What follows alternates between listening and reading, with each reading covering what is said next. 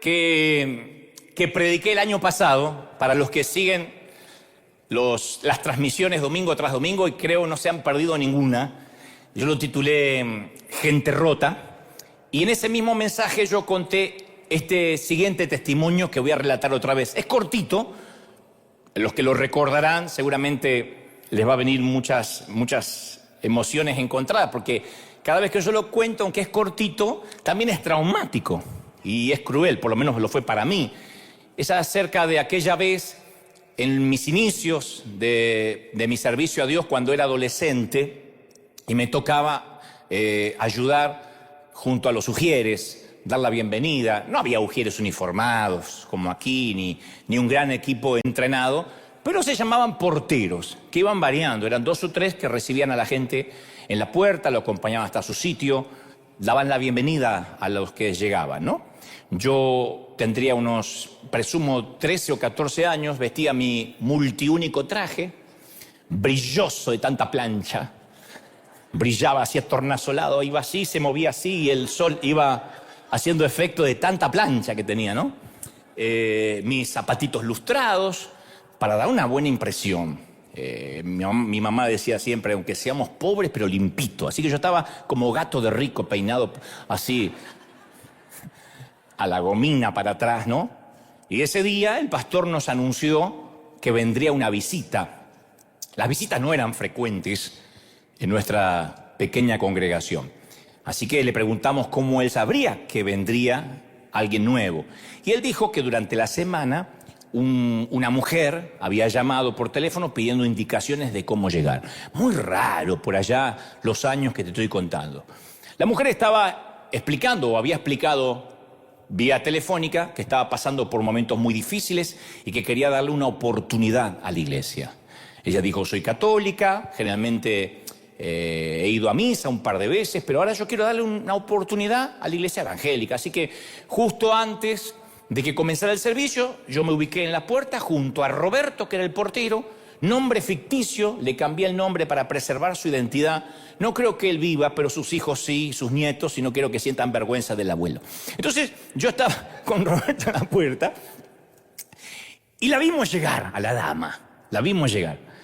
Mientras todas las hermanas de nuestra congregación vestían todas o casi todas de largo, por debajo de las rodillas, por debajo de los tobillos inclusive, nuestra visitante que llegaba por primera vez cerró la puerta de un auto desvencijado, mientras que en la otra mano sostenía un cigarrillo y vestía jeans apretados, una blusa ajustada sin mangas. Yo me acuerdo que traté de dilucidar cuál sería su problema.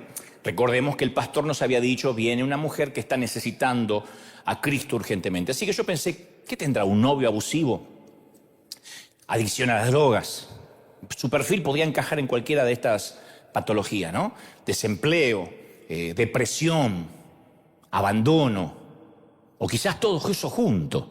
Traté de verla, bueno, era una adolescente, pero yo veía a la mujer y no estábamos acostumbrados a tener ese tipo de mujeres en la iglesia. No era una mujer de vida ligera o promiscua necesariamente, pero no eran las típicas hermanas con el moñote acá arriba y las faldas largas. Entonces, Roberto se adelanta y le da una inolvidable bienvenida a la joven. Le dice, señorita, en esta iglesia nos vestimos con lo mejor para Dios. ¿Esto le parece una vestimenta santa? Esto es una iglesia, no es un burdel. Su manera de vestir va a tentar a los jóvenes y a los hombres que hay acá adentro. ¿Qué nos va a tentar? Primero que eran todos, los jóvenes tenían, el más jovencito tenía 71. Y después estábamos todos los chiquitos. Y la mujer quedó paralizada, muerta de vergüenza, y yo lo vi todo. Lo vi todo congelado de rabia, pues no podía decir nada. Él era el portero, él era el ujier, ¿no? Y la mujer se pegó la media vuelta, en roja, avergonzada, contrariada, y caminó hacia su estropeado auto y se fue. Nunca más la volvimos a regresar, obviamente. Y Roberto dijo, hija del diablo, ya vas a necesitar de Dios. Lo peor fue que salió el pastor a la puerta, Roberto le contó el incidente y le dijo, no la dejé entrar porque no sabe cómo vino vestida. Esto no es un prostíbulo, pastor, como usted nos enseña. Y el pastor le dijo, está bien, hiciste bien. Hay que cuidar la doctrina. Si no, si permitimos esto va a ser cualquier cosa. Y en ese momento algo sucedió en mi corazón, que esto es lo que contaba yo en el mensaje Gente Rota.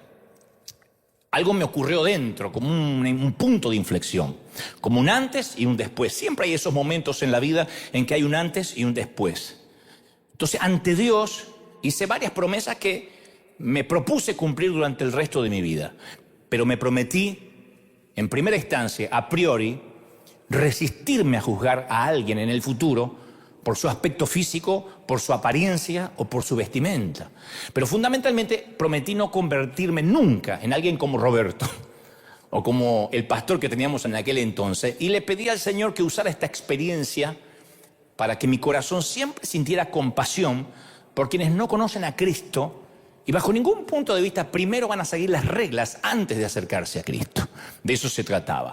Recordaba este incidente porque yo creo que ese fue un momento álgido para mi vida, un antes y un después, un momento coyuntural, ¿no? Esos parteaguas que nos ocurren de tanto en tanto que en el momento, insisto, son tristes, son traumáticos, pero no dejan de formar parte de lo que alguna vez nos pasó, de modo que lo capitalizamos.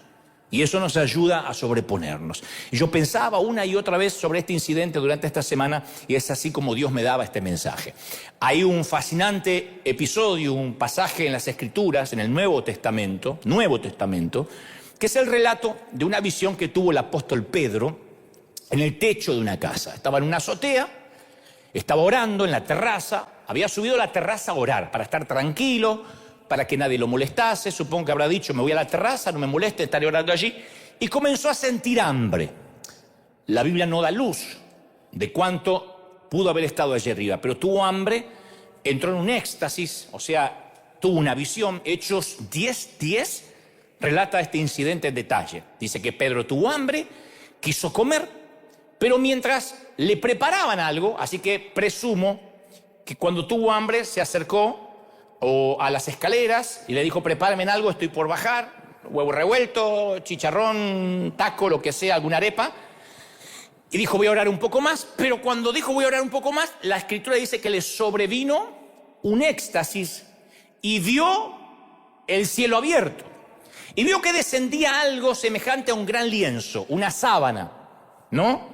Un gran lienzo, como cuando dentro del lienzo se quiere poner algo que se hacen nudos en las cuatro puntas, atada en las cuatro puntas, era bajado a la tierra. No dice cómo, posiblemente eran ángeles, o quizás bajaban solo, estaba suspendido, levitando el lienzo, en el cual, sobre el lienzo, había toda clase de cuadrúpedos, terrestres, reptiles y aves del cielo, y una gran voz del cielo dijo, levántate, Pedro, mata y come.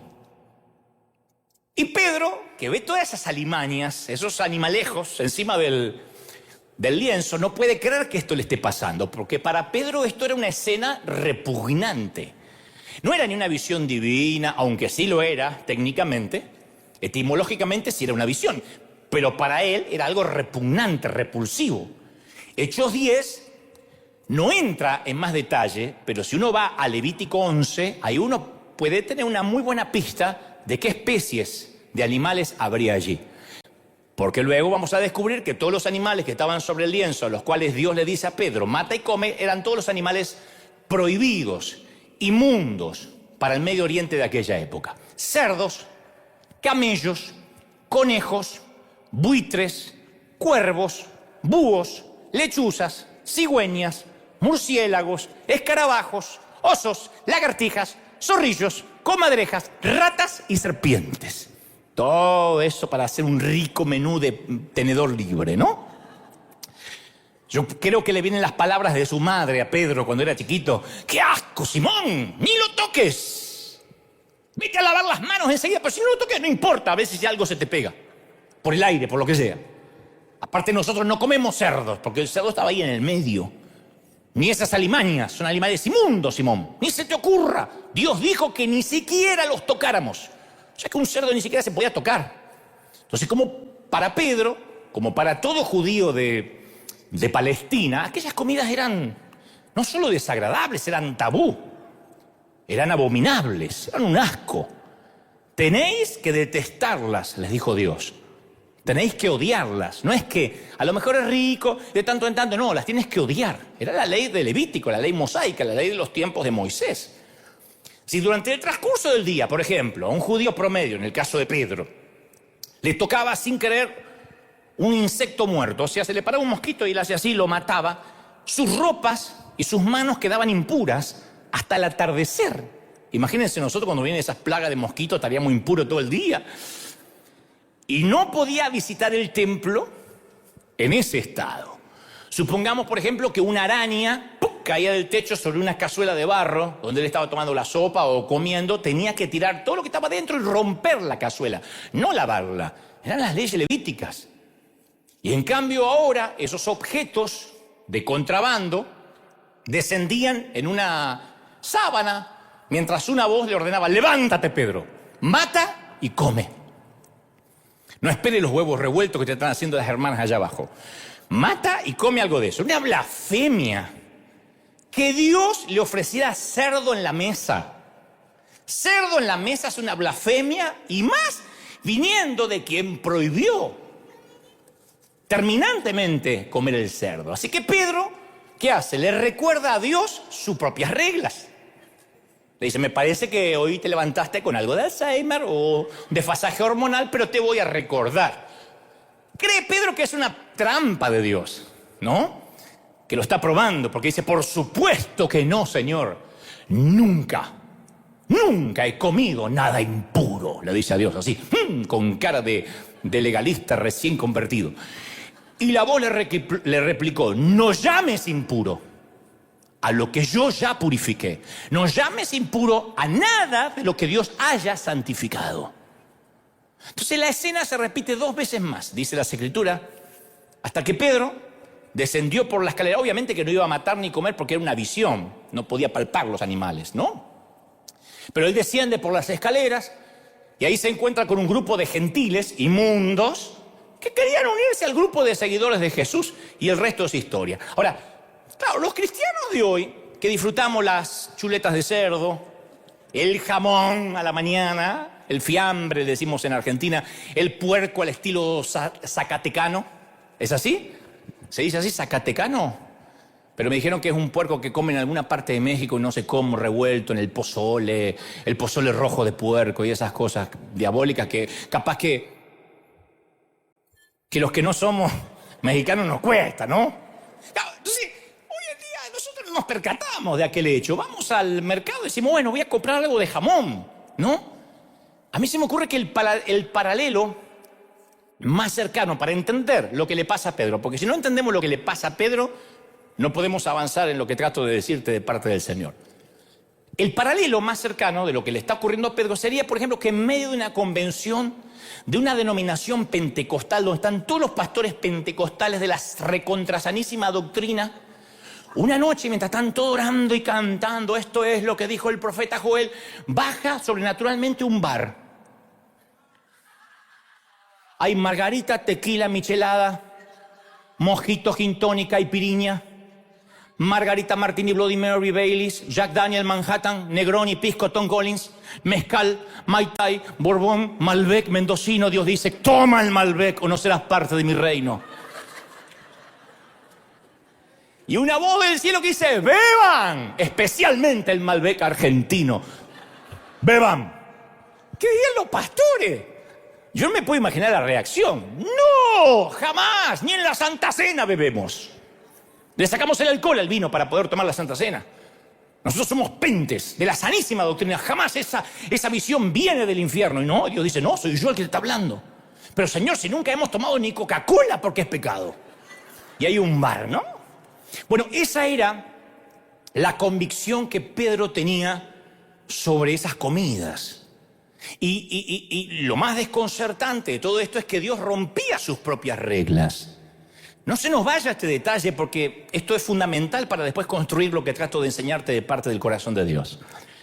No era que Dios estaba cambiando reglas puestas por el hombre. Estas eran reglas que Dios había puesto y ahora Él las estaba cambiando por alguna desconcertante razón. Es como creer toda la vida, tener convicciones de toda la vida, desde chiquito, desde la escuela dominical, de ciertas cosas, y de pronto viene Dios y dice, bueno, ¿te acuerdas que aprendiste esto? Ahora va a cambiar. No es así. Eso fue lo que llevó a Cristo a la cruz, entre otras cosas. Oíste que fue dicho por Moisés. Moisés no era un delirante. Todo lo que Moisés decía venía de parte de Dios, del Padre de Jesús, en teoría. Para estos que estaban ahí diciendo, este es el Mesías. Oíste que fue dicho, mas yo digo, el cambio de doctrina, el cambio de paradigma, hay que tener la mente muy abierta, porque aún viniendo de Dios, a veces estamos concentrados y cerrados en lo que creemos. Puede descender el mismo Dios y decimos, no, tu doctrina dice así. Sí, pues yo te estoy cambiando la doctrina. Es casi como el desconcierto de cuando un policía nos dice que avancemos a contramano o nos hace pasar una luz roja. ¿Cuántas veces? Porque hay un accidente, porque el camino está trabado, el policía dice, pase, pase, y está en rojo. Y viste que uno dice, no, paso en rojo, me va a poner un ticket. El policía dice, pase. Si tú dices, no, acá me quedo hasta que cambie la luz, te pone un ticket. Porque el tema es la obediencia por encima de la ley. Si el que crea la ley o el que se supone la hace respetar, te está diciendo que avances con la luz roja o que cruzas en contramano, es mejor que lo hagas o vas a tener problemas con la ley. Miren qué paradoja. Hoy tuve que entrar a contramano, hacer 2 cuadras a contramano a pedido del oficial. De otro modo, estaría en la cárcel. Decían en Argentina hace unos meses atrás, en un meme que había en internet, ¿quién diría que iba a tener que ocultarme de la policía en pandemia para ir a trabajar? Pero había una ley que no te dejaba salir de casa, o una orden presidencial que en el peor momento de la pandemia no podía salir la gente a trabajar, y la gente se las ingeniaba para salir a trabajar, algunos infringiendo la ley. Trabajar es a favor de la ley, sin embargo hay momentos que esa ley empieza a cambiar. Entonces, algunos opinan que las leyes levíticas eran por temas de salud. Por temas de salud para Israel cuando andaban en el desierto. Recuerden que ellos eran esclavos, no tenían doctrinas sanitarias. De alguna forma Dios tenía que poner orden en ese grupo hasta que se transformen en soldados. Entonces dicen que algunos historiadores que posiblemente la prohibición del cerdo era para prevenir la triquinosis, que es una enfermedad que proviene de comer puerco. La prohibición contra las langostas marinas, contra los mariscos, pudo haber sido que los salvó de un virus que suele abundar en las ostras y en los mejillones. Otros dicen no, eran prohibidos porque todos esos animales se alimentan de carroña, de cadáveres. Cosa que disiento, porque entre ellos está el conejo también, que era prohibidísimo. Pero algunos dicen, bueno, tal vez la mayoría se alimentaba de carroña. Otros dicen, no, esas leyes levíticas eran para los judíos porque las otras naciones comían esos animales. Entonces quería Dios que Israel, entre otras cosas, se diferenciara hasta en la dieta, que no comiera lo que comieran los pueblos paganos. Bueno, todas estas explicaciones tienen cierto sentido. Quizás arroje luz sobre la lógica que motivó esta curiosa lista de Dios, de animales que no se podían comer. Sin embargo, insisto, yo no me explico, por ejemplo, la prohibición de ciertos animales. Los conejos eran prohibidísimos en el Medio Oriente. Los conejos no son un riesgo para la salud, comen hierba, no comen carroña. ¿Y por qué en esa lista entraron los camellos, los asnos, tan corrientes para el transporte en el Oriente Medio? Entonces está claro que de algún modo estas leyes tienen algo de arbitrarias. Arbitraria significa que casi no hay explicación. La arbitrariedad es eso. Como decía nuestra mamá, ve a hacer la habitación. ¿Por qué? Porque sí. Eso era la arbitrariedad de una madre, no se discute. Por supuesto, todas las sociedades tienen hábitos de alimentación arbitrarios, ¿no? Y todas las culturas hacen una distinción entre animales puros e impuros, hasta la fecha. Los franceses comen carne de caballo, así que si vas un día a París, fíjate bien cuando digas, ¡ay, qué rica carne! Te estás comiendo un equino. Los chinos comen carne de perro, de mono, de murciélago, nos enteramos hace poco. Los neozelandeses, la gente de Nueva Zelanda, comen canguros. Les dicen que es una comida muy rica, un poquito dura, pero rica. Los africanos comen insectos. Los caníbales comen gente. El nene caníbal mira un avión, dice, ¿eso se come? No, hijo, lo de adentro nomás. Es malo el chiste, pero tenía que meterlo en algún lado. Los mexicanos comen chicatanas, chapulines, gusanos de maguey, gusano de maguey con el mezcal. ¡Ay, qué rico! Con mucho gusano de maguey.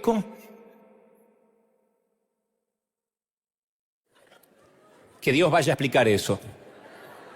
Pero volviendo a las Escrituras, Dios prohibía animales que manifestaban una anomalía. Ahí nos vamos acercando. Ustedes dirán, ¿para qué toda esta información? Ahora vamos. Y ahora conectamos con lo que te conté al principio del querido hermano Roberto. Todos los animales que tenían alguna anomalía, Dios los prohibía. Los que eran distintos, aún dentro de su propia especie.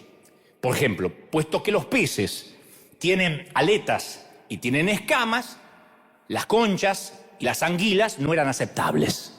Porque conviven con los peces, pero no se parecen a los peces. Las aves tienen que volar. De manera que el emú, el ñandú o el avestruz no eran aceptables porque no volaban. Los animales de tierra debían caminar en 4 patas, no arrastrarse por el suelo como la serpiente. Entonces el animal doméstico que sí se podía comer, las ovejas, las cabras que rumian, que tienen las pezuñas hendidas, esas se podían comer porque estaban dentro de los mamíferos que eran aceptables.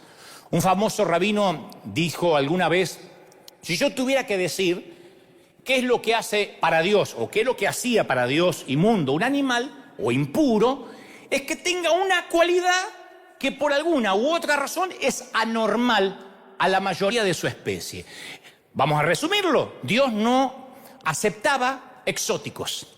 A mí eso me hubiese traumado mucho porque yo le decía a mi mamá, yo soy lindo, hijo, vos sos exótico, me decía mi mamá.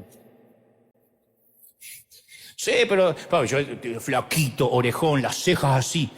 Yo si no me corto acá me crecen como gallego, así como... Y mamá decía, porque son ojos que merecen ser subrayados.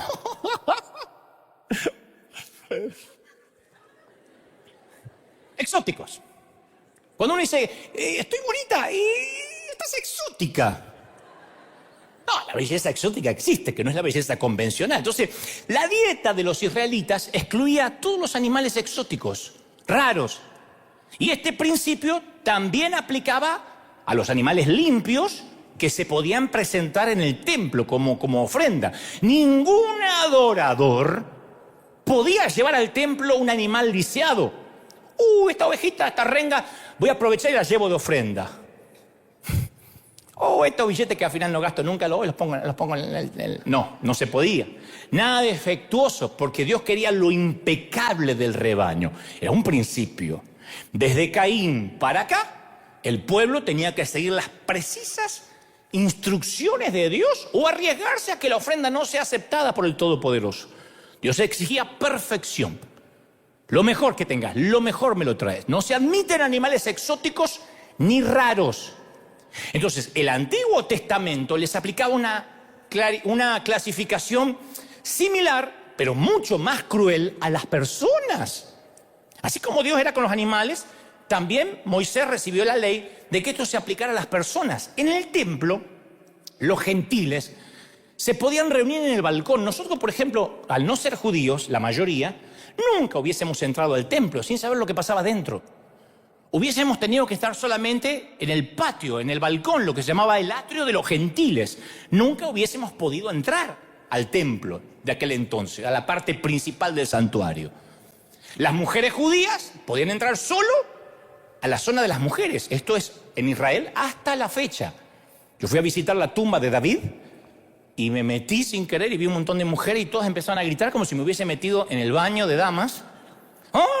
Me hablaron otro idioma y dije, bueno. Resulta que está el ataúd de David allí, hay una división en el medio y las mujeres entran de un lado y los varones de otro. Eso sigue muy marcado en el pueblo judío.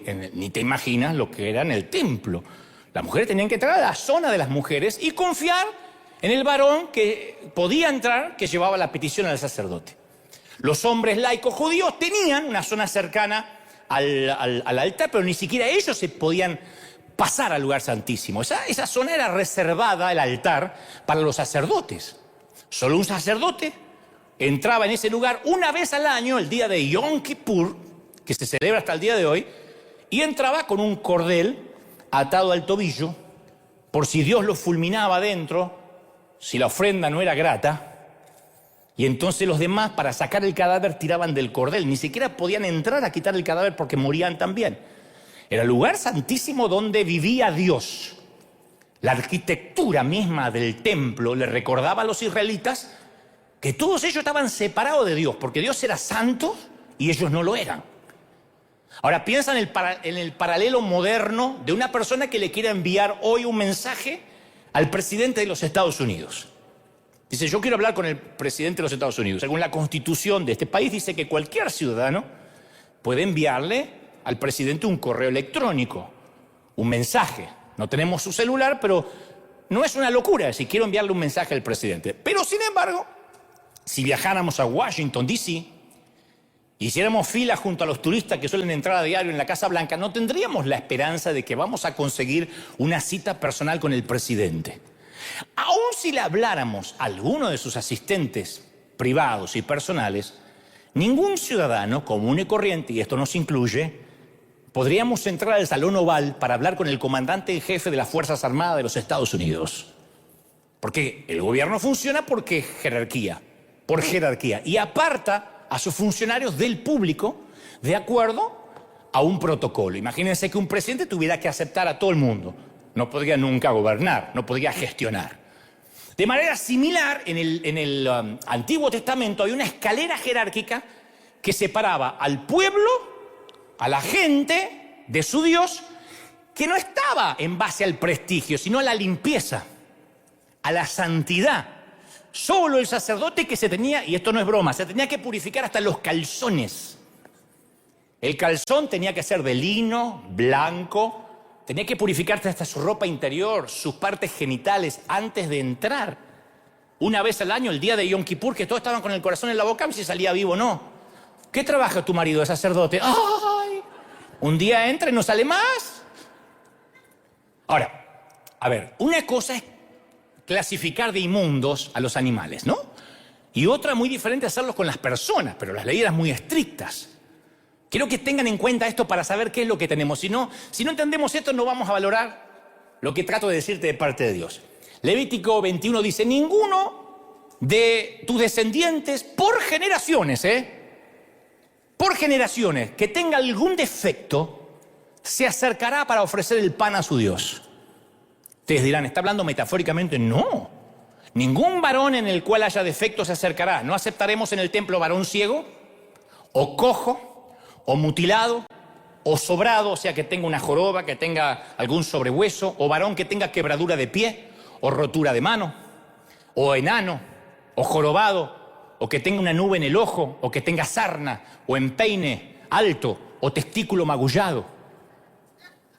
Aunque se rían, está en las Escrituras. No saben qué es lo que agrego y qué es lo que... Ahí está, Levítico 21. En resumen, los que tenían algún detallito en el cuerpo, un daño, no reunían los requisitos, no se admitían exóticos en el templo. Y Levítico 21 sigue aclarando, las mujeres en su menstruación, en su periodo, los hombres que habían tenido una emisión nocturna recientemente, las mujeres que acababan de parir, las personas con enfermedades en la piel, con llagas purulentas, el que había tocado un cadáver, todas eran declaradas ceremonialmente inmundas. Claro, en esta era actual de corrección política, esta clasificación es discriminatoria porque está basada en el sexo, en la raza, incluso en la salud corporal. Hoy es inconcebible pensar esto. Sin embargo, este era el ambiente que definía el judaísmo. Los que se atrevían a decir, soy santo para acercarme a él. Y todos los días, ¿saben cómo los hombres judíos comenzaban la oración? Toda la mañana decían, gracias Señor por no haber nacido gentil, por no haber nacido esclavo, por no haber nacido mujer. Todos los días. Me imagino la cara de las hermanas y de la madre diciendo, por no haber nacido mujer, ¿cómo te agradezco? La gana de matarlo.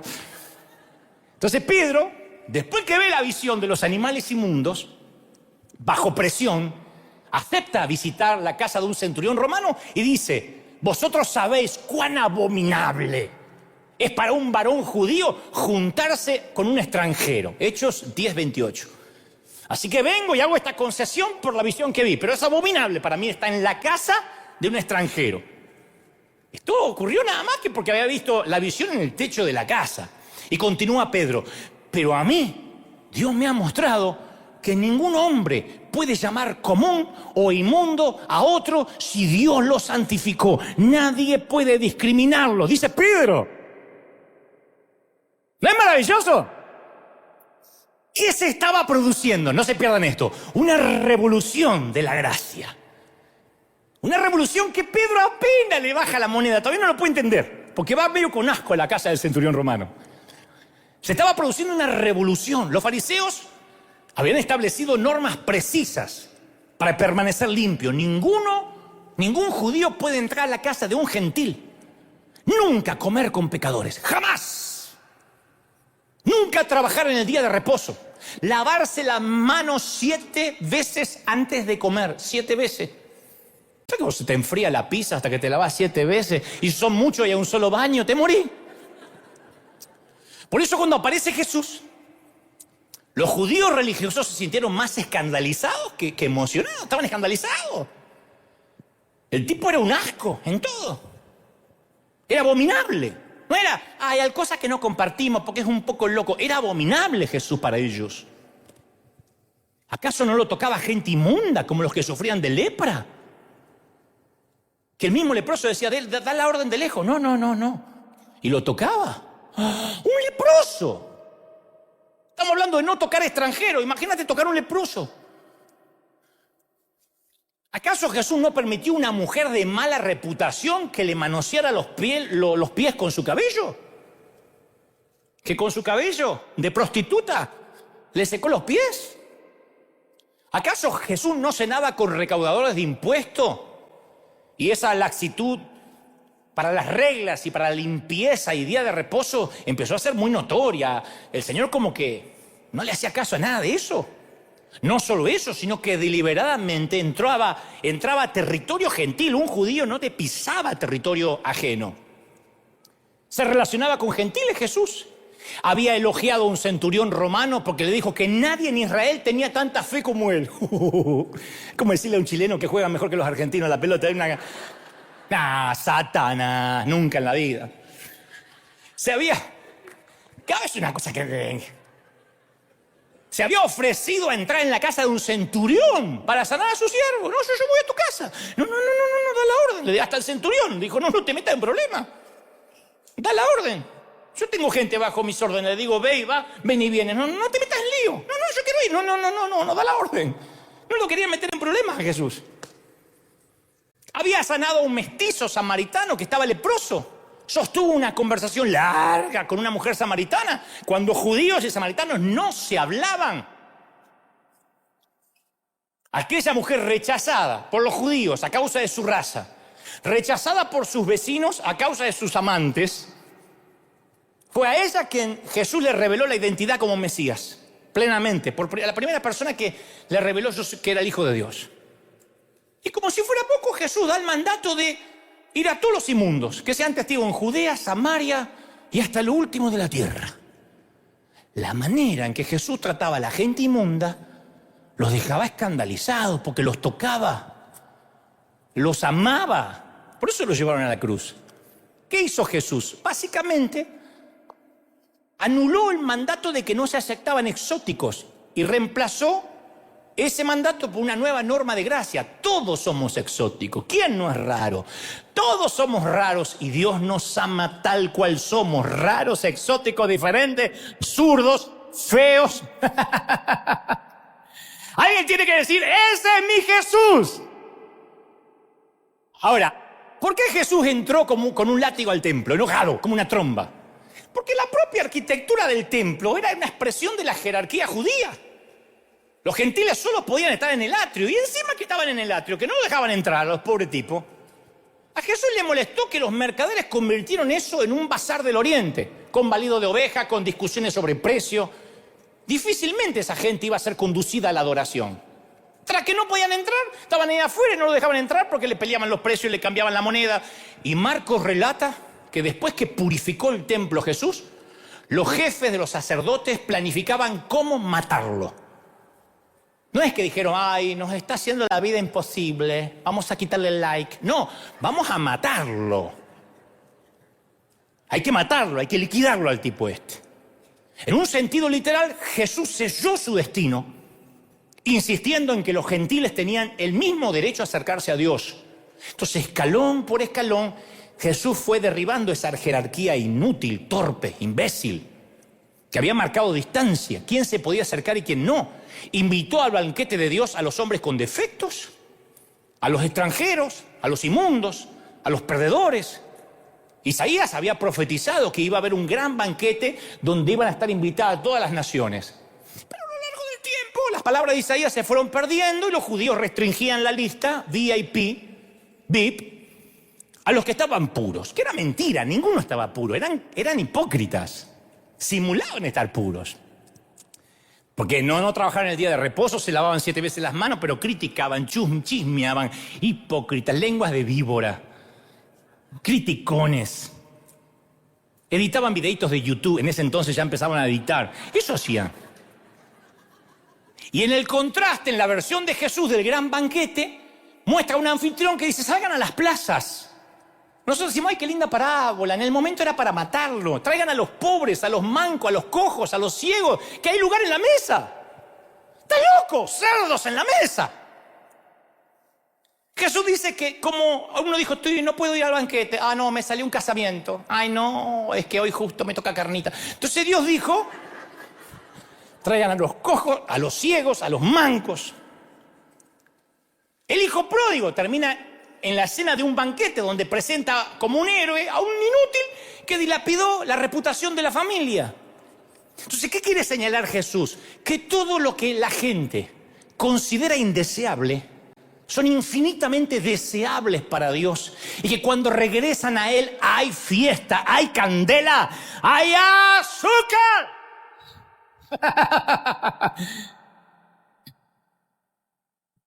Di conmigo, todos somos exóticos. Sí. Y si no, mira. Mira qué nivel de exoticismo. Existe exoticismo, si no lo acabo de inventar. Pero bueno, otra parábola famosa, la del buen samaritano, que presenta a 2 profesionales de la religión que pasan de largo por el herido, porque bien podría ser un cadáver, porque lo dejaron como muerto, y ellos no iban a tocar un cadáver. Y Jesús hizo de héroe de esta historia a un samaritano, que era como hoy hacer el héroe, el buen nazi. ¿No? Como un samaritano. Así que los religiosos estamos peor que un samaritano. Y también en los contactos personales Jesús derribó las categorías de impuro o impuro. Porque, por ejemplo, Lucas 8 cuenta 3 incidentes seguidos que le agarraba ataque de caspa a los religiosos. Porque los tipos lo iban siguiendo. Siempre había gente siguiéndolo, doble agente, para ver en qué lo podían enganchar. Entonces, miren un día de Jesús. Primero, va a una región de gentiles. Sana a un hombre desnudo, estoy hablando del Gadareno, y lo manda de misionero a su propio pueblo. Toca el tierra y va a donde están los cerdos y a un cementerio. Después, Jesús es tocado por una mujer que sufre de hemorragias hace años, un problema femenino. Una mujer así no podía tocar a nadie, ni a sus propios hijos. Porque los fariseos enseñaban que estas enfermedades ocurrían a causa del pecado de la persona que las llevaba. Y Jesús los contradijo. De ahí, para terminar el día sin lavarse las manos todavía, ya venía con el cementerio, el gadareno, la mujer con hemorragia, va a la casa de un gobernante de la sinagoga cuya hija acababa de morir. Inmundo por el loco gentil. Inmundo por la mujer con hemorragia que lo tocó, y ahora entra a una habitación y toca un cadáver. Entonces las leyes de Levítico protegían contra el contagio, el contacto con un enfermo, el contacto con un gentil, con un cadáver, con ciertos animales. Andaban todos con tapaboca.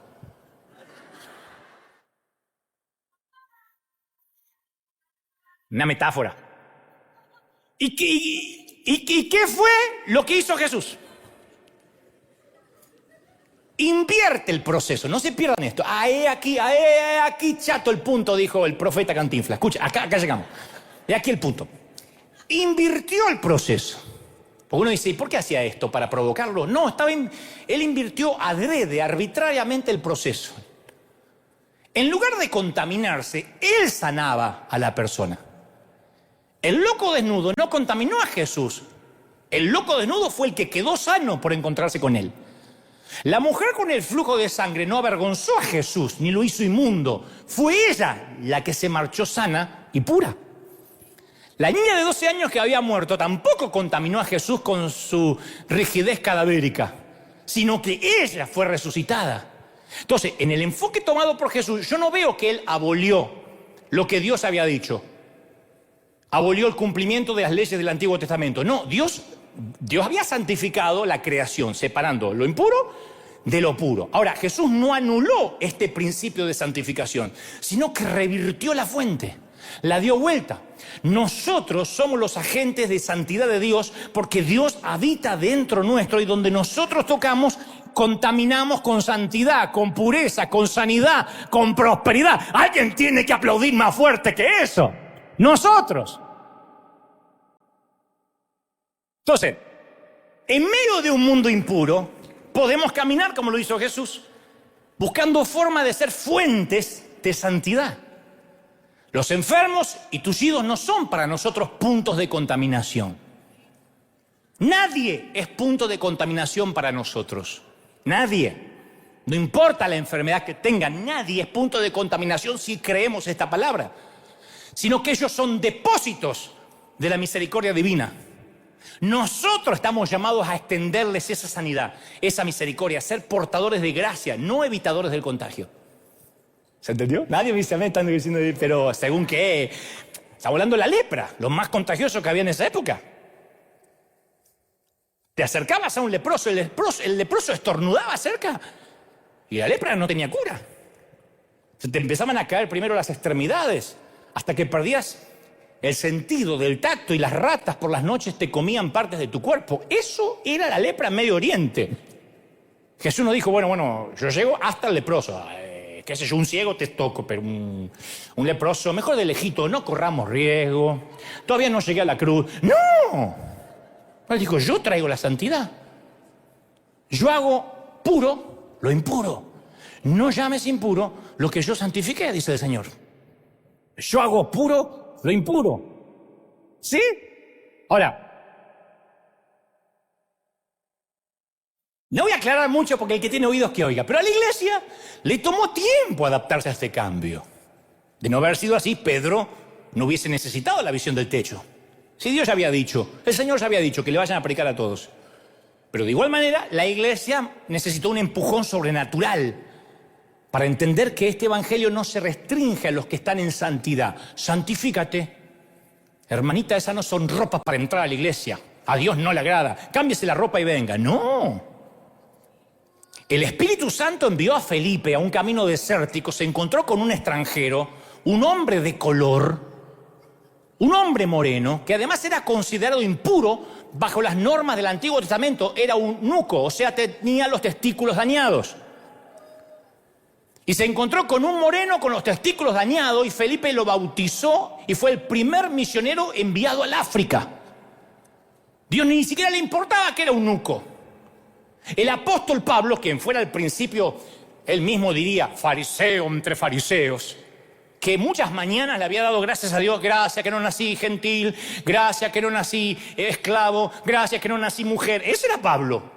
Un día, cuando se encuentra con Cristo, escribe esta revolucionaria frase, dice, ya no hay judío, ni griego, ni esclavo, ni libre, ni varón, ni mujer, todos sois unos en Cristo Jesús. ¡Aleluya! No. Dile, Señor, ese es mi iglesia, ese es mi Cristo. ¡Wow! Entonces, ¿qué hizo la muerte de Jesús? Tiró abajo las barreras, los muros que se querían levantar, que habían separado a la gente en categorías. La gracia se abrió paso. Pasaron 21 siglos desde que Dios iluminó a Pedro encima de un techo. Y sin embargo, aquella visión a mí me hizo muchos cambios en mi vida, muchísimos. Dos fundamentales, que me cambiaron mi forma de predicar, mi forma de ser. Yo creo que tienen consecuencias para todos los cristianos, pero a mí esta revolución de la gracia iniciada por Jesús me afecta de una manera personal, de dos maneras. A saber, Primero, y espero que te afecte también, a mí me afecta personalmente en que, en primer lugar, facilita mi acceso a Dios. Yo nací en una iglesia donde yo no podía llegar a Dios. A Dios llegaban los pastores más rápido que yo, los apóstoles, los profetas. Ay, usted, pastor, que ora tanto, que usted lo usa tanto, ore por mí. No me impone la mano, profeta. Venía un profeta o alguien que aparentaba ser ungido, hacíamos fila porque estaba cerca de Dios. Ni te digo si profetizaba, Dios me dice que te diga que ayer tenías un calzón amarillo y Dios me dice que te... Nosotros corríamos porque estaba cerca de Dios. Nosotros no, éramos como los gentiles. Entonces parecía que en mi iglesia que nadie había leído la visión de Pedro, ni los cambios que introdujo Jesús. Muchos me dicen, ¿estás dolido con tu congregación de niños? No, a mí me duele que esto todavía exista. Que yo ya no soy niño y esto exista. Mi iglesia tal vez no exista más, pero ese tipo de congregación existe en el mundo. Decían que esto era un altar. Que está bien que metafóricamente, digamos, pase al altar, como una manera de identificar el lugar. Pero decían, no, que había un altar santificado. Que acá subían los que estaban en santidad.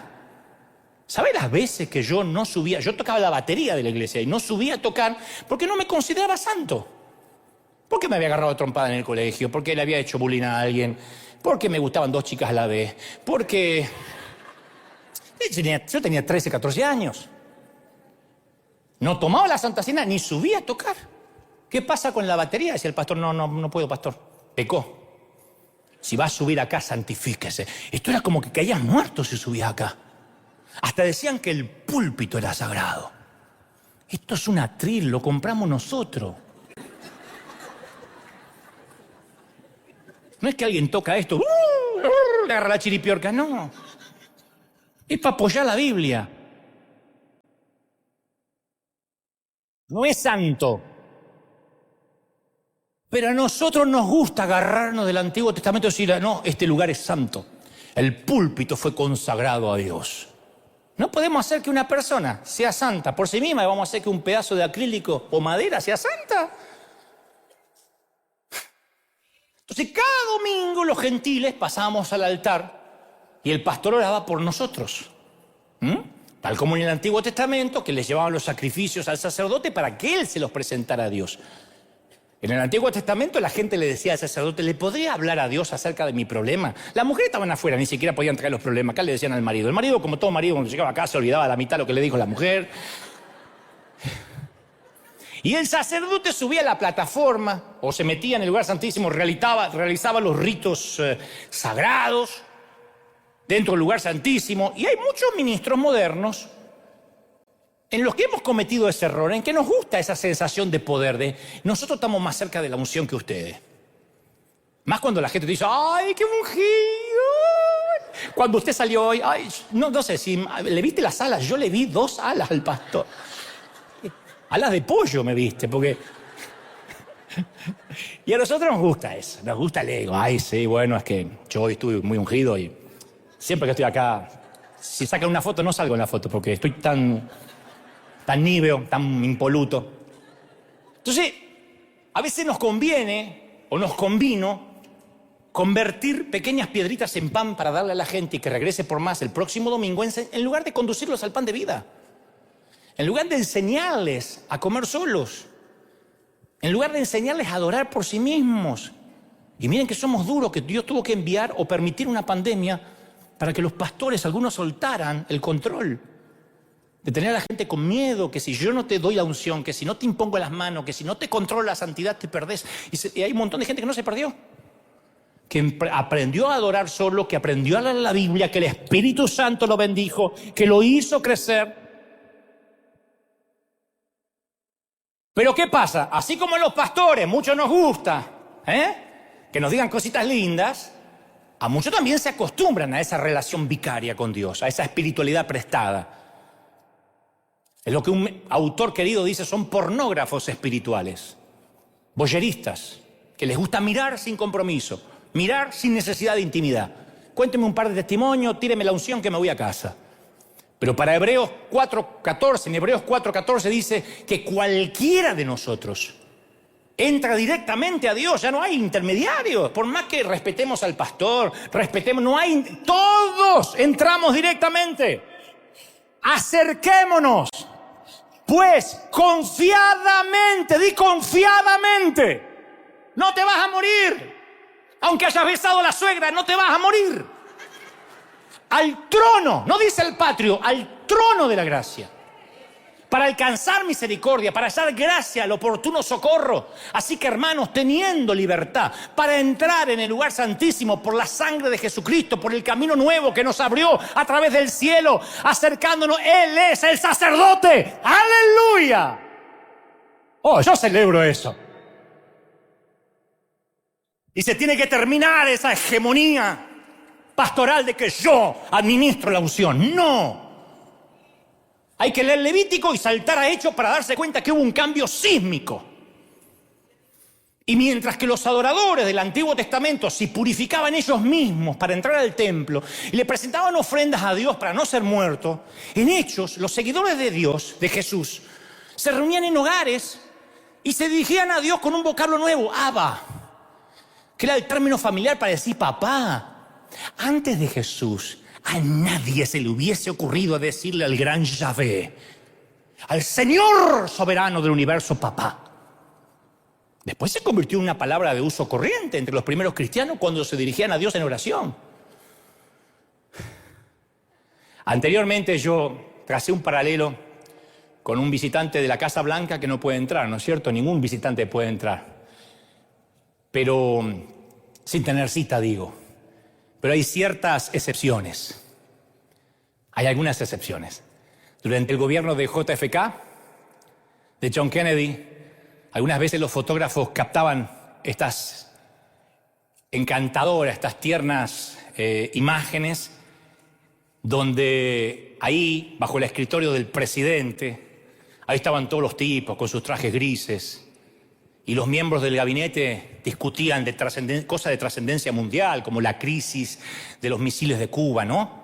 Y mientras ahí abajo estaba John, que era un nenito de solo 2 años, y John seguía al papá por los pasillos de la Casa Blanca, se metía en todos lados, nadie lo podía detener, ignoraba el protocolo, John ignoró el protocolo de la Casa Blanca, y todos los gravosos asuntos del Estado no le importaba si estaban tirando una bomba, si tu papá hablaba con los rusos, para él su papá era dentista o quién sabe qué. Él nunca necesitó protocolo. Y su padre había dado la orden que John podía visitarlo y meterse en la oficina oval sin siquiera tocarle la puerta. Y hay un montón de estas imágenes en los archivos de la familia Kennedy, donde nadie jamás se atrevió, ni el secretario de Estado ni los comandantes, a exigirle a John que obedeciera el protocolo que todos los adultos debían seguir. Mucho menos le podían decir nada a los edecanes del presidente. Porque John tenía relación. Porque para John él no era el señor presidente, era Abba, era papá. Esa es la sensibilidad que tenemos con Dios. Así llegamos a Dios. ¡Papá! Debajo del escritorio. ¿Cuántos quieren estar debajo del escritorio de Dios? Del que acomodó el universo, del que puso las montañas en su lugar. Dios es el soberano del universo, pero Él se volvió, a través de su Hijo, accesible como un padre cariñoso. En Romanos 8, Pablo incluso hace más cercana esta intimidad. Dice, el Espíritu vive dentro de nosotros. Y cuando no sabemos cómo orar, fíjate vos qué papá tierno, cuando viste con un hijo, ¿qué es eso? Cuando los hijos se ahogan así, el Espíritu mismo, cuando no sabes qué decir, intercede por ti con gemidos indecibles. Dice, esto es lo que te trata de decir. ¿No es maravilloso? No tenemos que acercarnos por medio de una escala jerárquica. No tenemos que acercarnos ni por cuestiones de santidad. ¿Y usted qué es más santo? No. Mira, te voy a decir un secreto. La adoración es lo que nosotros le damos a Él. Por eso es muy importante venir a adorar. Eso es lo que uno le da a Él. Servicio a Dios. No es un servicio a la gente. Aunque hay gente egoísta, no acá, vienen al otro servicio que llegan, dice, a ver si hasta me libero de la ofrenda, ¿no? Hay gente que no le gusta dar nada a Dios. Son los pródigos espirituales. Dame lo que me toca, Padre. Son los que van por la vida. ¿Qué es lo que me toca, Padre? Quiero mi herencia. Por eso muchas iglesias se han convertido en clubes de solicitadores de bendición. En el cielo no habrá pastores, en el cielo no hay evangelistas. En el cielo solo habrá adoradores. Dice la palabra que todos serán adoradores. No habla este no adora. Bueno, como este fue apóstol ya puede adorar en la oficina. No, todos son adoradores. Y Dios nos dio acceso para que le adoremos. Ahora, si yo te mostrara los garabatos de nuestra niña, si te mostrara los dibujitos, no significan nada para ti. Y los dibujos de tus hijos no significan nada para mí.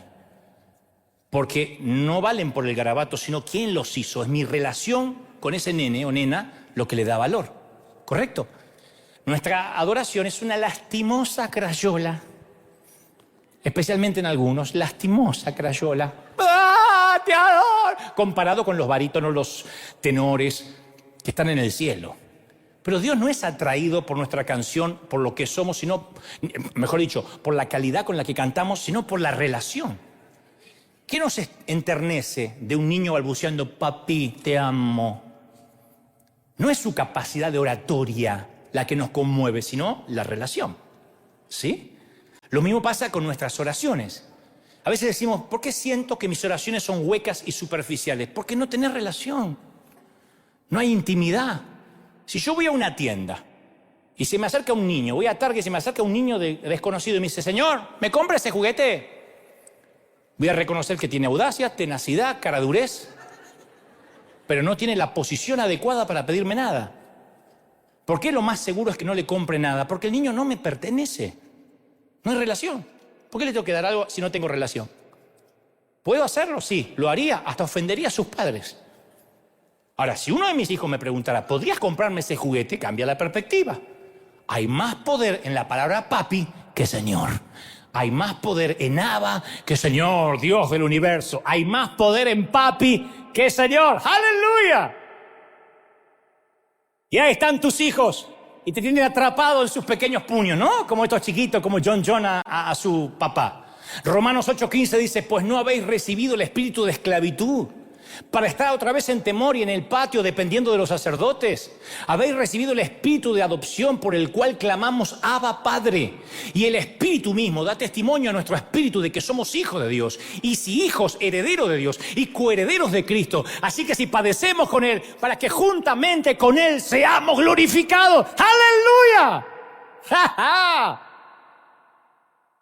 Si el reino de Dios tuviera en la entrada un cartel que dijera no se admiten excéntricos, ninguno de ustedes entraría, yo tampoco. Y Jesús vino para demostrar que es un Dios santo que recibe a una viuda con 2 blancas, un centurión romano, un miserable publicano, un ladrón en una cruz. Hasta en el último momento, con el ladrón en la cruz, ¡pac!, dio la estocada final, mirá a quién me llevo, porque esa conversación se escuchó.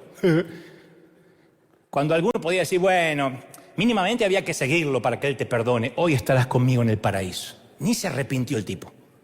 Solo lo reconoció. Le dijo, hoy estarás conmigo en el paraíso, así que recuerden visitarlo cuando vayan para allá. Ahí está el hombre que hasta el último minuto de la vida robó. Y en el último segundo se encontró con el Creador, con el Dador, con el que admite excéntricos. ¿No? Solo hay que decir Abba Padre. Y segundo, otra cosa. La segunda forma en que a mí esto me afecta, esta revolución de la gracia, es la forma en que yo veo a los demás, a la gente diferente. Porque a medida que aumenta la moralidad en la iglesia y aumenta la inmoralidad en el mundo, algunos cristianos, en lugar de mostrar más misericordia, tratamos de ser más morales. Y sin querer volvemos al Viejo Testamento. No te juntes con esa abortista. A mí me dicen, ¿cómo puedes entrevistar a esa lacra humana? Cristianos, ¿eh?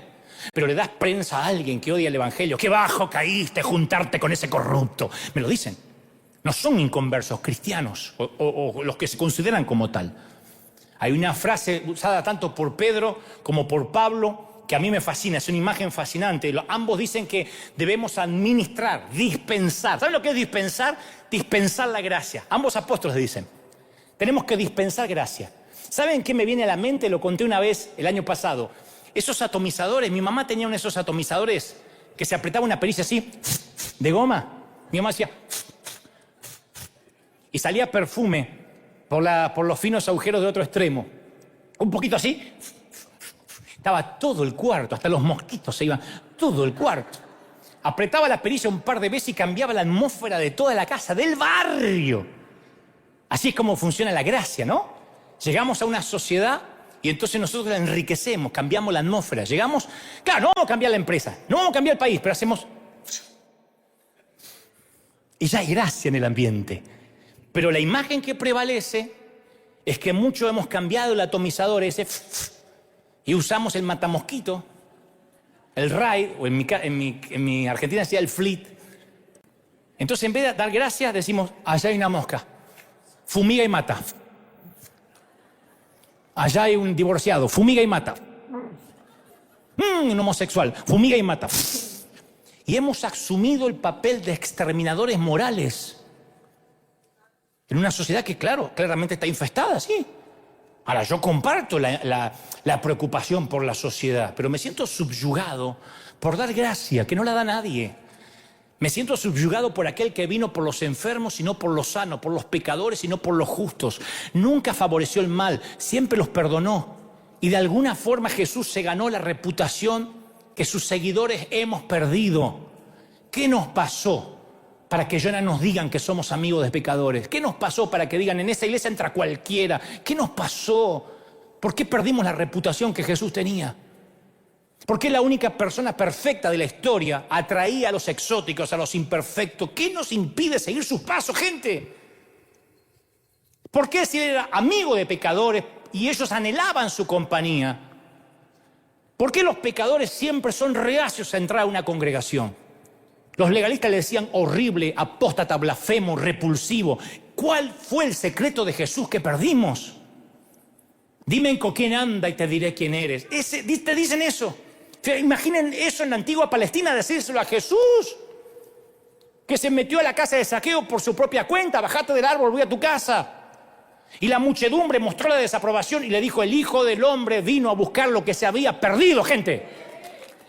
Se encuentra con un recaudador de impuestos y le dice, no vine para los sanos, vine para los enfermos.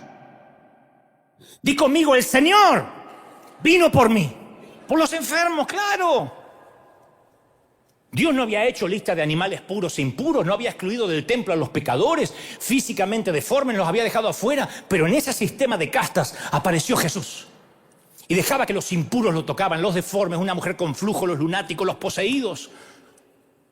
Nunca se preocupó por la contaminación, por el contagio, ni con los difuntos. Creían que tocar una persona impura contaminaba a quien lo tocaba, pero cuando Jesús tocó al leproso no se manchó. Cuando una mujer inmoral lo tocó, no se manchó. Él contaminaba, él era viral. ¿Quiénes son los más virales? ¿El mundo o nosotros? ¿Quiénes contagian más, la comida o la sal? ¡La sal! ¿Cuántos quieren ser la sal de la tierra? Dígame amén. Jesús fue proclamando un evangelio nuevo de gracia. Di conmigo, de gracia. Y en tu casa también. Ya no hay que ir a Jerusalén, ya no hay que purificarse, no hay que someterse a un sacerdote, hay que seguir a Jesús. El contagio de la santidad derrota el contagio de la impureza. ¿Quiénes son los virales? ¿Quiénes somos más contagiosos? ¿Quién cambia a quién?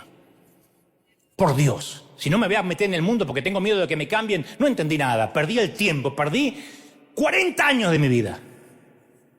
Y Dios me mira, te ve con todas las debilidades, con todas. Y me ve igual que la mujer junto al ataúd de su hijo, me ve igual que Simón el leproso.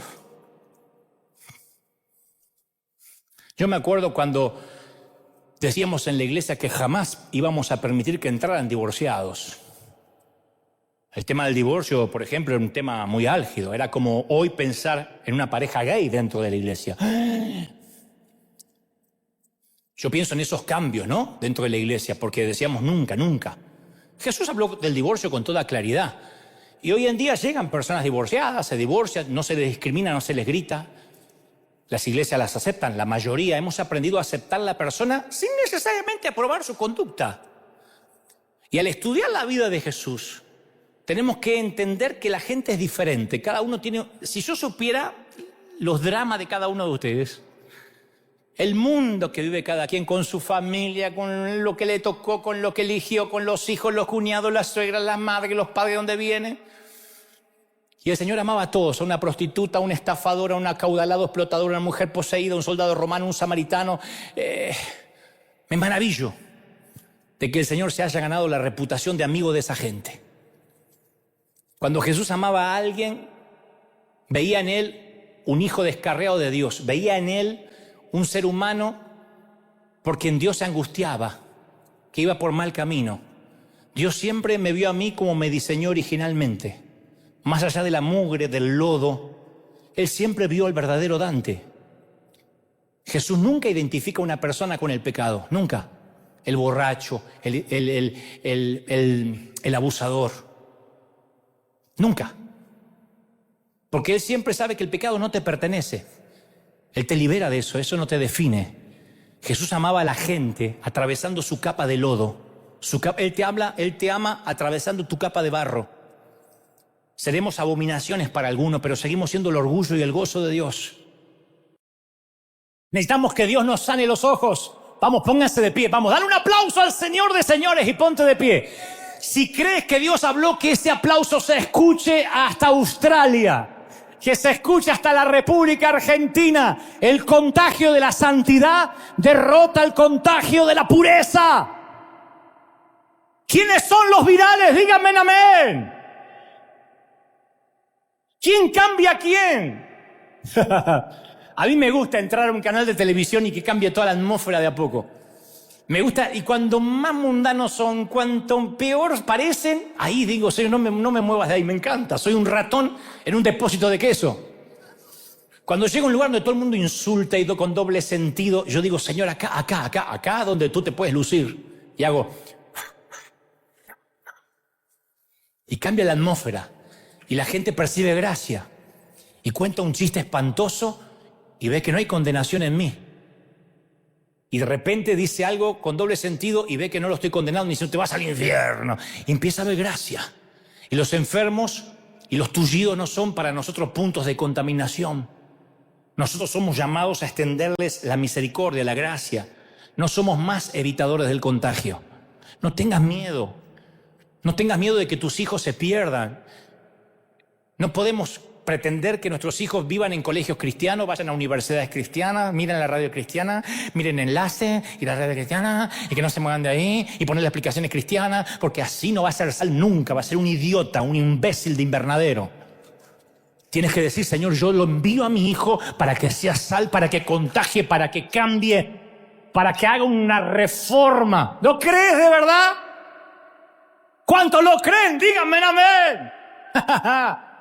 Solo así va a cambiar la política. Solo así va a cambiar la política. Solo así va a cambiar los medios de comunicación. Cuando haya alguien que respete, que tenga favor, cuando haya alguien diferente, ahí es cuando los faraones dirán, ¿a quién otro vamos a adorar que no sea al Dios de este? Realmente este tiene al Dios verdadero. Es cuando los faraones, cuando Nabucodonosor, cuando el rey Darío reconocen lo que hay en ti. Pero para eso tienes que saber que la viralidad que tienes es muy contagiosa. Somos altamente contagiosos. Miren lo que pasó con Misión Graneros, con Proyecto Honra. Todo el mundo empezó a salir a dar de comer. Sí, hay que salir porque es contagioso. La misericordia se contagia, la gracia se contagia. Yo nunca tengo temor, pónganme entre millones de mundanos, de inconversos, es más fuerte el que habita en mí que los que vienen en contra. Cuando salgas a la guerra, no tengas temor, yo estoy contigo, aunque sean mayor en número. ¿Lo crees de verdad? Dijo Gedeón, solo un montón. Y el Señor dijo, no te preocupes, tú y yo somos mayoría. Dios y tú son mayoría. Puede haber miles de inconversos, te pueden hacer la guerra en tu casa, en tu hogar. Pero Dios y tú son mayoría donde vayas. Donde vayas eres viral, cambia la atmósfera. Donde vayas eres un agente de bendición, un canal de transformación, un depósito de misericordia. Dios te usa, Dios cambia la atmósfera con la iglesia. ¡Aleluya! Yo estoy sintiendo esto, ¿lo sienten de verdad? ¿Cuántos quieren esto? ¿Cuántos quieren ser virales? Yo siento esa viralidad en el ambiente, en la atmósfera. No tengas temor. No tengas temor. Dice, no tengas miedo. Iglesia, en el mundo, no tengan miedo. Seamos virales. Contagiemos. La gracia se contagia, como la sonrisa se contagia, como la risa se contagia. Seamos virales. Seamos altamente infecciosos del espíritu. Y en estos tiempos que se habla tanto de la viralidad, del contagio, bueno, salgamos a contagiar gracia, favor, misericordia. Que alguien diga, no puedo creer que me hagan esto, que me estén amueblando la casa, que me estén limpiando, que me estén cortando el césped. Es que nosotros lo hacemos, somos así. Y a donde vamos contagiamos y donde vamos bendecimos. Y el Señor es una fuerza que mete intrínseca y desde dentro empieza a leudar toda la masa. Un poquito de levadura hace que la masa desde dentro empiece a cambiarse. Desde dentro se transforme y la sociedad entera empieza a cambiar. Alguien tiene que decir, ese es mi Dios, ese es mi Dios, ese es mi Dios. ¡Aleluya! ¡Bendito sea el Señor! Y escuchen, ya voy a terminar. Si esta unción que reposa sobre mí viene para toda la congregación, vas a ganar los amigos y los enemigos de este humilde servidor. Entonces tienes que saber, cuando digas, Señor, ¿cómo sé que estoy bien? ¿Cómo sé que estoy contagioso? Tienes que empezar a ver críticas de los religiosos. Tiene que haber gente que te esté planificando literalmente matar. Tiene que levantarse gente diciendo, eres una apóstata, una basura, así no hablo en el Dios, es una anticristo, eres la bestia. Tiene que haber gente que se levante en contra. Si no hay oposición, es porque estás en la misma dirección que ellos. Tienes que chocar de frente con gente que no quiere contagiar gracia. Tienes que chocar de frente con los que dicen, no, mentira, dijo que no hay altar, dijo que no hay lugar santísimo, ¿a qué hemos caído? Tienes que decirle, yo sé que voy a una iglesia, a un hospital de gente rota, donde no hay altar, donde no importa quién es el pastor, ahí nos ministra el Señor, todo el mundo llega hasta Él, todos somos victoriosos y Él nos hace nuevas criaturas. ¡Aleluya! Toda la iglesia diga conmigo, Señor Jesús, te recibo como mi Salvador. Entra en mi vida, perdona mis pecados, haz de mí, fuerte, haz de mí una nueva criatura. Lo recibo, lo creo. Amén. Levanten las manos, quiero orar por todos. Padre, he transmitido lo que creo me has dicho que diga. Este es tu pueblo, este es tu ejército. A estos tus obreros de primera línea, suelta sobre ellos. Suelta ahora en todo el mundo. Mirá, hay gente encendida. Hay gente que está recibiendo esta palabra ahora. Y yo declaro que niños, jóvenes, ancianos y adultos están recibiendo esta palabra ahora. Ahora en los 5 continentes. África, Oceanía, América, Europa. Ahora reciban. Estén recibiendo ahora corriente del Espíritu. Ahí está. Ahí está la mano de Dios moviéndose. Reciban el bautismo del Espíritu los que no están bautizados. Comiencen a clamar, porque hoy comienza un movimiento viral.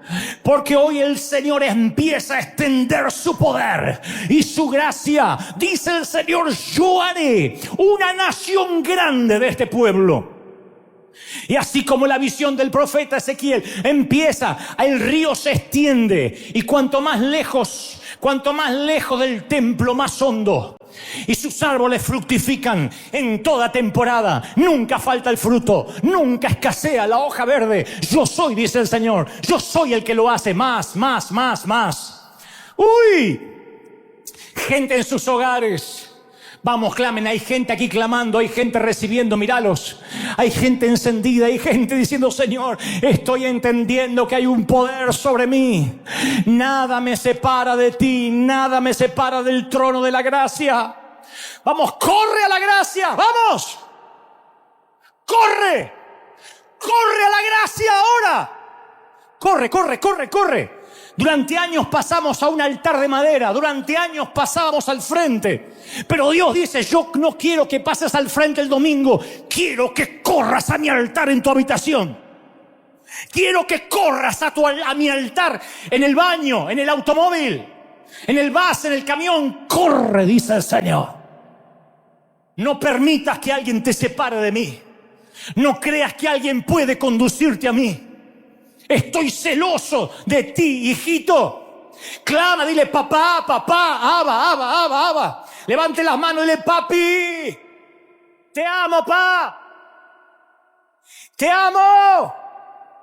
Impresionante. Te amo. Uy. Más. Estamos recibiendo esta palabra.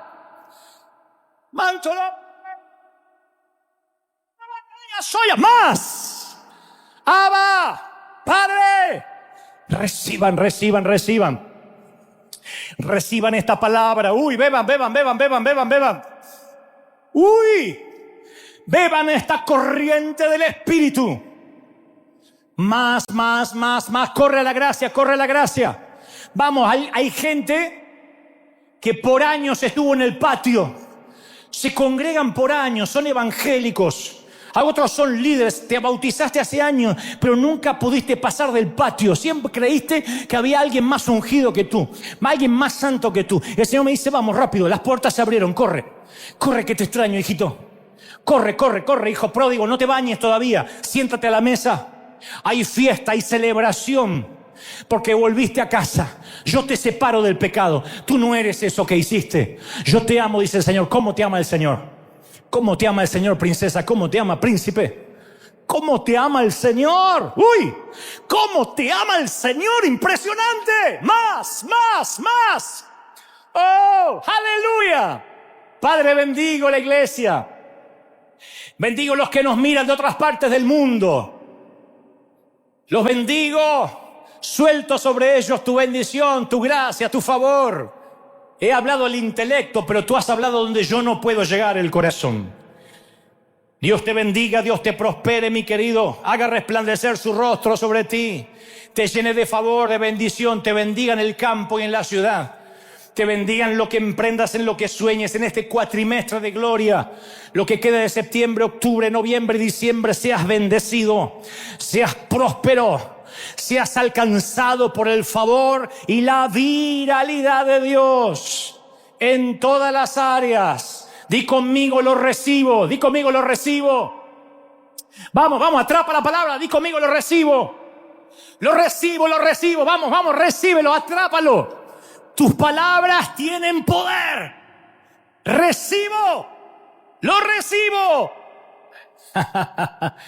En el cuerpo, en la mente, en el alma y en el espíritu. Amén, amén y amén. Qué pena que tengamos que terminar. Qué pena que nos tengamos que ir firme como talón de oso. Dios te bendiga.